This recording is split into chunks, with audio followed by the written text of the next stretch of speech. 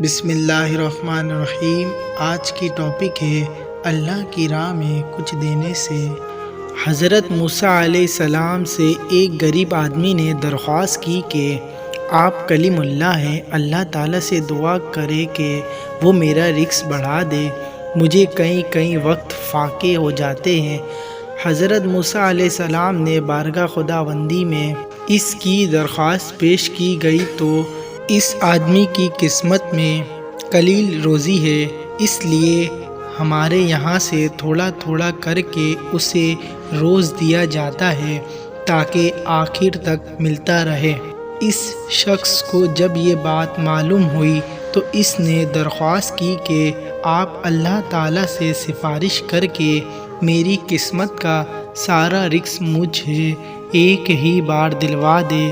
اللہ تعالیٰ نے حضرت موسیٰ علیہ السلام کی دعا قبول کی اور اس غریب شخص کو تمام زندگی کا رزق ایک ہی بار مل گیا۔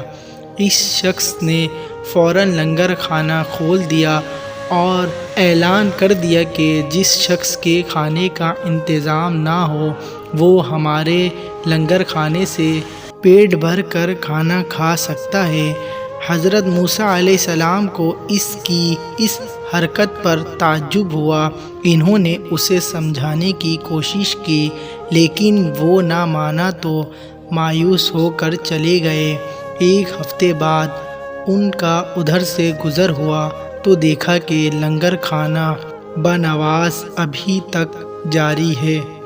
دوسری مرتبہ 1 ماہ بعد اور پھر تیسری مرتبہ 6 ماہ بعد ادھر سے گزرے تو آپ نے حسب معمول اسی طرح لوگوں کو لنگر کھانے سے کھانا کھاتے دیکھا۔ ان کا خیال تھا کہ اس غریب آدمی کی دریا دلی کی بدولت سارا رزق چند روز میں ختم ہو جائے گا، مگر لنگر کھانا ابھی تک مسلسل جاری تھا۔ آپ نے اللہ تعالیٰ سے عرض کیا، یا اللہ، یہ کیا قصہ ہے؟ اس کا تھوڑا سا رزق ابھی تک چل رہا ہے۔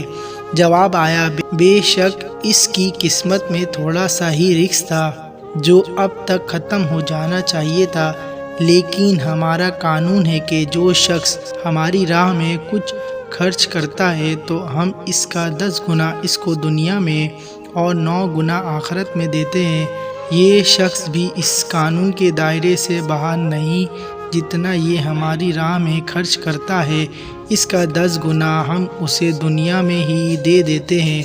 اس پر تعجب کی کیا بات ہے؟ ہمیں بھی اللہ تعالیٰ اپنی راہ میں کچھ دینے کی توفیق عطا فرمائے، آمین۔